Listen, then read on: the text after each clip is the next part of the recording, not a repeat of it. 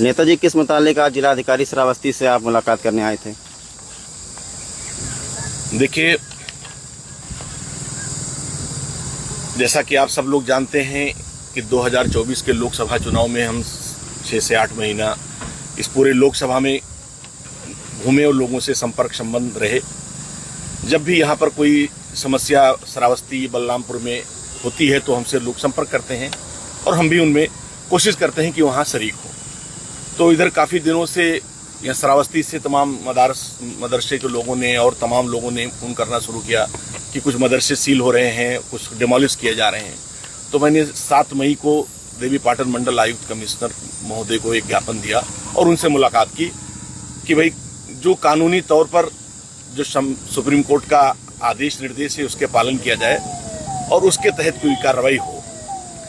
फिर अभी और लोगों की फिर हमसे बात होने लगी, शिकायत हो रही थी, तो मैंने जिलाधिकारी महोदय श्रावस्ती से वक्त लिया था और आज मैंने उनको एक ज्ञापन अपने तमाम समाजवादी पार्टी के और साथियों के साथ सौंपा है, जिसको हम थोड़ा सा 1 मिनट के लिए पढ़ देना चाहते हैं। जिलाधिकारी महोदय श्रावस्ती उत्तर प्रदेश, विषय सुप्रीम कोर्ट के स्पष्ट आदेश के बावजूद जनपद श्रावस्ती में मदरसों को बुलडोजर से ध्वस्त करने या सील किए जाने के संबंध में महोदय, हम आपका ध्यान एक गंभीर संवैधानिक विषय की ओर आकृष्ट कराने हेतु प्रस्तुत कर रहे हैं। जैसा कि माननीय सुप्रीम कोर्ट ने मोहम्मद यूनुस बनाम उत्तर प्रदेश राज्य 2020 तथा 2023 में जनहित बनाम उत्तर प्रदेश राज्य सहित अनेक मामलों में ये स्पष्ट निर्देश दिया है कि किसी भी प्रकार की अतिक्रमण हटाने की कार्रवाई बिना विधिक प्रक्रिया पूर्व सूचना के नहीं की जा सकती है और न ही किसी विशेष समुदाय को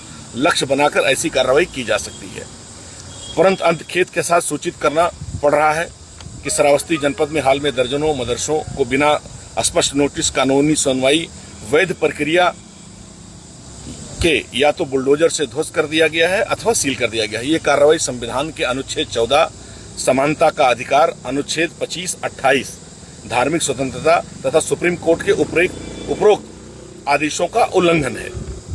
वक्फ संपत्तियों संबंधित सुप्रीम कोर्ट का निर्देश, वक्फ बिल कानून पारित होने के पश्चात कई संस्थाओं द्वारा सुप्रीम कोर्ट में कुछ प्रावधानों को चुनौती दी गई है, जिस पर सुनवाई चल रही। सुप्रीम कोर्ट ने स्पष्ट निर्देश दिए हैं कि जब तक अंतिम निर्णय नहीं आ जाता तब तक मदरसे, मस्जिद, मजार, खानकाह, कब्रस्तान आदि वक्फ संपत्तियों की यथास्थिति बनी रहेगी। लेकिन इसके बावजूद कई स्थानों पर इन धार्मिक स्थलों के साथ छेड़छाड़ की जा रही है।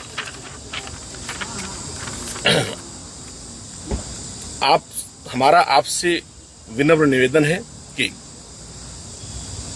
पैरा 1, इन कार्रवाइयों की स्वतंत्र और निष्पक्ष जांच कराई जाए। पैरा 2, जिन मदरसों को गैर कानूनी रूप से निशाना बनाया गया है उन्हें तत्काल न्याय दिलाया जाए। पैरा नंबर 3, सुप्रीम कोर्ट के आदेशों की अनुपालना सुनिश्चित की जाए। चौथा, भविष्य में ऐसी किसी भी कार्रवाई से पूर्व विधिक प्रक्रिया का पालन किया जाए। हमें विश्वास है कि आप द्वारा संविधान, विधि व्यवस्था और न्याय की मर्यादा को बनाए रखते हुए यथोचित कदम उठाया जाएगा।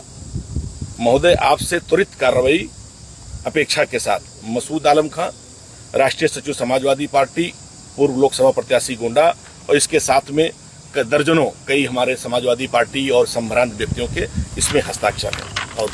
और तो जिलाधिकारी की तरफ से क्या बताया गया आपको? जिलाधिकारी महोदय ने मुझे और पुलिस कप्तान साहब दोनों लोग संयुक्त रूप से मौजूद थे।